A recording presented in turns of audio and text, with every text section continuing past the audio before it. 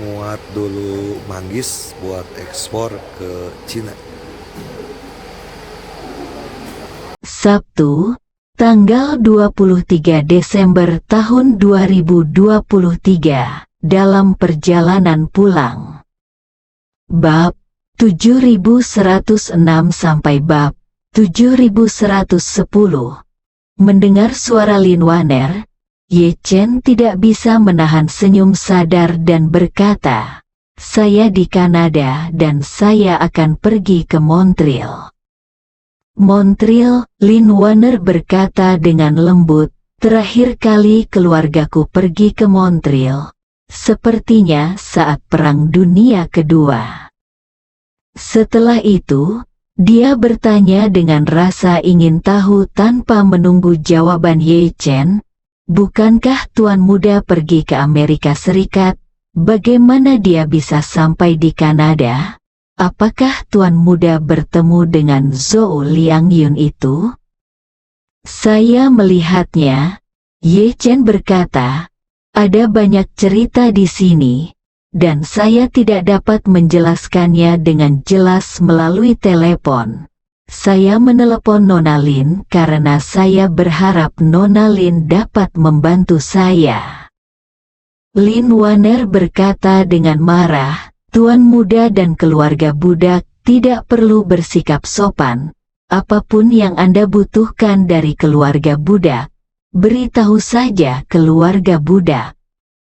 Ye Chen tidak sopan dan berkata, "Saya mendapat senjata nasional yang berharga, dan saya ingin Paman Zong membawanya kembali ke Jinling, dan kemudian kakek Sun akan membantu mengirimkannya ke pejabat." "Senjata paling penting negara ini?" Lin Waner bertanya dengan heran. "Saya ingin tahu senjata terpenting negara apa yang dibicarakan Tuan Muda?" Ye Chen bertanya padanya, "Apakah Lin pernah mendengar tentang Sifang Bao Zuang?" Lin Waner sangat ketakutan hingga dia hampir berhenti memegang ponselnya dan berseru, "Sifang Bao Zuang, apa yang Tuan Muda bicarakan?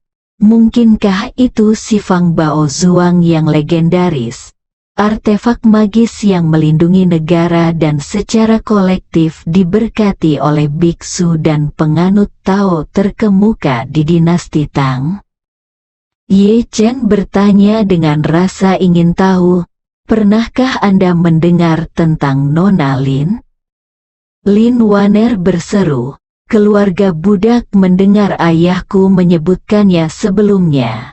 Dia mengatakan bahwa ketika tuannya masih hidup, dia selalu berbicara tentang keinginan untuk melihat penampilan sebenarnya dari Sifang Bao Zu.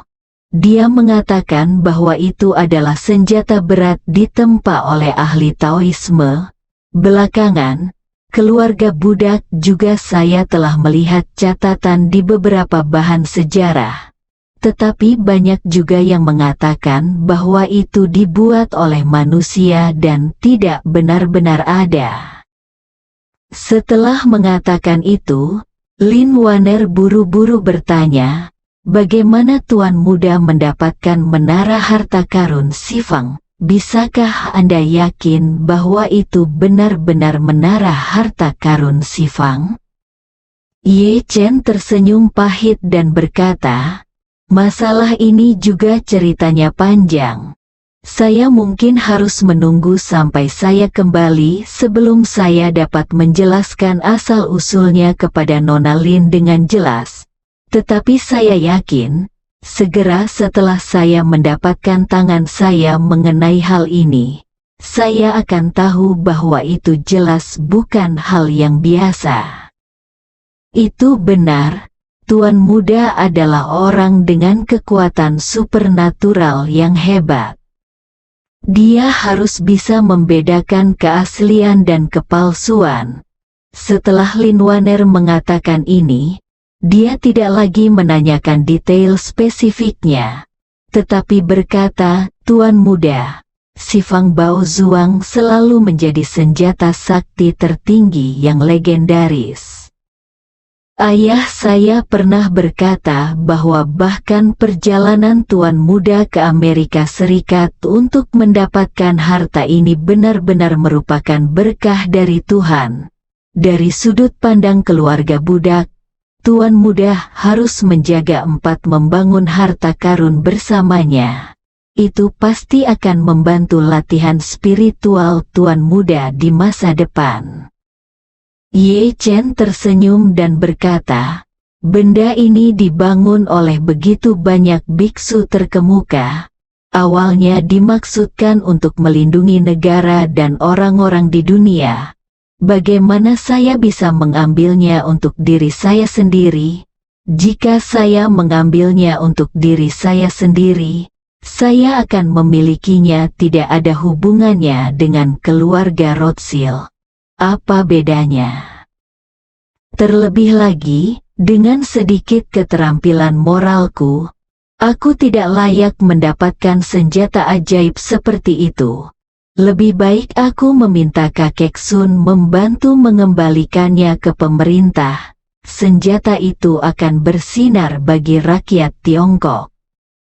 Lin Waner mau tidak mau bertanya, apakah tuan muda sudah memikirkannya dengan cermat?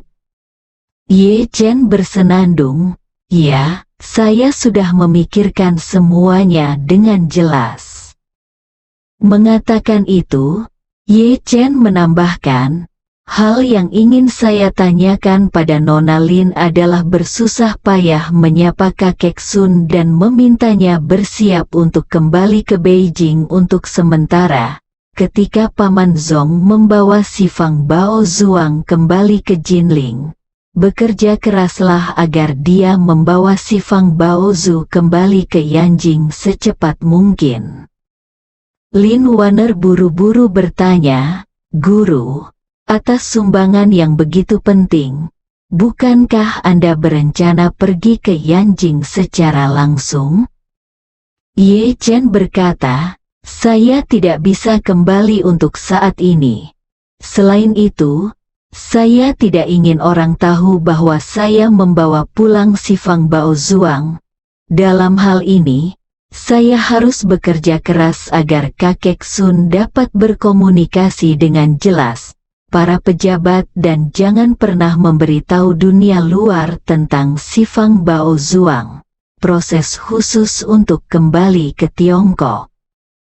Lin Waner berkata, jangan khawatir, Tuan Muda, keluarga budak akan menjelaskan dengan jelas kepada Lao Sun. Ye Chen berkata lagi, ngomong-ngomong, tolong kakek Sun, tolong bantu saya menyampaikan permintaan resmi, dengan mengatakan bahwa satu-satunya permintaan donor adalah agar berita kembalinya si Fang Bao Zuan ke negara itu dapat diungkapkan sesegera mungkin, dan itu harus dijaga dengan baik. Hanya si Fang Bao Zuang yang akan kembali ke negara itu. Hanya ketika berita tersebut dirilis melalui saluran resmi barulah Amerika Serikat dapat menghentikannya sepenuhnya. Oke, keluarga budak tahu, Bandara Montreal. Sebelum Ye Chen bisa menunggu Chen Zhaozong, dia bertemu banyak agen dari Istana Wanlong di Kanada. Orang-orang ini sangat berbeda dengan tentara bayaran di markas Wanlongdian. Mereka tidak akan berpartisipasi langsung dalam operasi militer yang disewa oleh Wanlongdian di seluruh dunia. Sebaliknya, mereka akan ditempatkan di negara dan wilayah tertentu dengan status aman dan legal, menjadi anggota stasiun penghubung rahasia. Tanggung jawab mereka sehari-hari selain menjaga pelatihan militer, terutama membangun rumah persembunyian dan titik penghubung di daerah setempat, dan pada saat yang sama, mereka diam-diam menimbun senjata dan peralatan yang diperlukan, transportasi, uang tunai, emas, dan bahkan identitas palsu di wilayah tersebut, daerah setempat agar Istana Wanlong dapat didirikan secara lokal, melaksanakan tugas-tugas lainnya. Kuil Wanlong memiliki 3 stasiun penghubung rahasia di Kanada, yaitu di Vancouver di barat, Toronto di timur, dan Edmonton di tengah. Kali ini Wan Po Jun mengirimkan agen stasiun penghubung rahasia yang ditempatkan di Toronto. Di permukaan, semua agen ini adalah staf sebuah perusahaan perjalanan. Mereka terutama bertanggung jawab menerima turis dari seluruh dunia ke Kanada. Selain itu, mereka memiliki operasi bisnis yang serius. Perusahaan ini memiliki lebih dari 100 karyawan dan hanya selusin senior eksekutif. Dia dari Istana Wanlong, dan yang lainnya adalah pegawai tetap yang direkrut dari masyarakat. Identitas para agen ini sangat bersih. Karena mereka adalah eksekutif perusahaan, mereka juga berperilaku seperti elit ketika keluar. 7 atau 8 orang bepergian bersama, dan sepertinya mereka sedang dalam urusan resmi, dikombinasikan dengan status hukum dan latar belakang pekerjaan mereka. Itu sepenuhnya tahan terhadap pemeriksaan latar belakang yang ketat. Satu-satunya tugas yang diberikan Ye Chen kepada mereka adalah mengawal Chen Zhaozong dengan aman ke Jinling dan menyelesaikan serah terima dengan Sun Zidong. Mereka adalah anggota Istana Wanlong, dan mereka tidak mengenal Chen Zhaozong. Mereka juga tidak tahu bahwa Chen Zhaozong akan kembali ke Tiongkok bersama Si Fang Baozu. Jadi keselamatan mereka terjamin. Selain itu, Ye Chen juga dapat yakin bahwa Steve dan Royce, ayah dan anak, tidak akan mengungkapkan kabar kerja sama dengannya dan membantunya mengangkut Si Fang Baozuang meskipun mereka mati. Oleh karena itu, fokus keluarga Rothschild tidak akan pernah beralih ke sini. Dan keamanan kembalinya Chen Zhaozong ke Tiongkok bersama Si Fang Baozu semakin ditingkatkan. Selain mengatur agen-agen tersebut untuk menemani dan melindungi Chen Zhaozong, Istana Wanlong juga secara khusus mengatur agar agen Amerika diam-diam mengirim Ye Chen kembali ke Amerika Serikat. Orang ini memiliki koneksi sendiri di titik imigrasi di perbatasan AS Kanada untuk bertahun-tahun. Selain itu, ada juga RV yang disamarkan dengan baik yang dapat dengan mudah menyembunyikan 2 atau 3 orang di dalam mobil dan berhasil membawanya melintasi perbatasan AS Kanada. Sekitar pukul 8 pagi, Chen Zhaozong mengambil penerbangan paling awal dan mendarat di Bandara Montreal. Setelah Ye Chen bertemu dengannya, dia menyerahkan kepadanya kotak kayu berisi Si Fang Baozuang dan berkata kepadanya, "Paman Zong, kamu dapat membawa Si Fang Baozuang ke Jinling dulu. Saya telah mengatur seseorang untuk menemuimu di Jinling.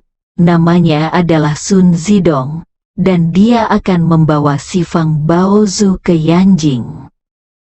Chen Zhaozong buru-buru bertanya, "Tuan, apakah Anda tidak pergi?" "Saya tidak akan pergi," Ye Chen berkata. "Paman Zhou masih di rumah sakit sekarang. Saya tidak bisa pergi begitu saja. Saya harus memastikan bahwa dia benar-benar aman dan tidak memiliki masalah di masa depan sebelum saya dapat pergi." Chen Zhaozong mengangguk dan berkata, "Guru, mohon jaga dirimu. Saya akan kembali segera setelah saya mengantarkan Si Fang Baozuang." Ye Chen berkata, "Paman Zong, Kamu tidak perlu khawatir untuk kembali lagi. Saya akan mengatur seseorang untuk menemuimu di Jinling dan membantumu menetap di Jinling. Mulai sekarang, kamu dapat bekerja di Jinling selama hari kerja dan Anda dapat kembali ke Pulau Hong Kong untuk menghabiskan waktu bersama keluarga kapan saja di akhir pekan. Saat itu, Ye Chen berkata Anda dapat menggunakan pesawat di rumah sesuai keinginan. Melihat sikap tegas Ye Chen, Chen Zhaozong sedikit mengangguk dan berkata, "Tuan muda, Anda harus menjaga diri sendiri." Setengah jam kemudian, sebuah jet bisnis lepas landas dari Bandara Montreal dan menghilang dari cakrawala. Sifang Baozu, yang telah meninggalkan Tiongkok selama 200 tahun, akhirnya berhasil pulang. Ye Chen menyaksikan pesawat itu menghilang sedikit demi sedikit, lalu mengambil RV agen Wan Longdian dan pergi ke pos pemeriksaan perbatasan AS Kanada. Ye Chen awalnya ingin pergi ke Ottawa dan bertemu Helena, tetapi mengingat Zhou Liangyun masih di rumah sakit, dan pejabat Tiongkok mungkin mengumumkan berita kembalinya Sifang Baozuan ke Tiongkok setidaknya dalam 10 jam, dia tidak berani menunda. Waktu harus diatur terlebih dahulu untuk melindungi keselamatan Zhou Liangyun. Satu-satunya kekhawatiran Ye Chen adalah Howard dari keluarga Rothschild akan kehilangan akal sehatnya dan membalas dendam pada Zhou Liangyun. Helena melakukan kunjungan 4 hari ke Kanada.